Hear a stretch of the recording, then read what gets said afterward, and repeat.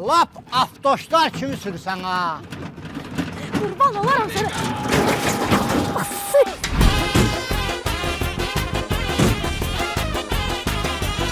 Çay hazırdır ya, dərs bitən kimi gətirirəm. Duyğunun səsi deyil o. Duyğunun səsidir. Duyğu nə yazır burada? Duyğun niyə budur çünki? Sən nə gəlsən burada? Acısı qurban buna. Bacımsan? Biz iki bacıyıq. Bu da bacımızsın. Kamranı sevgi yanından hazırlıqdan çıxardı. Deyirəm çıxardacaqsan. Ay, bilirəm ki, çıxartmayacam. Bəli, ha. Şule, başın oxşaya nə olursa? Gələ, şüləni yığırsan.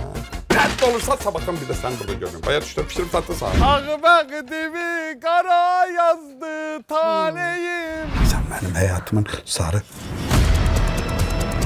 İki Qapı Arasında serialı 26 oktyabr saat 19:20'de ATV'de.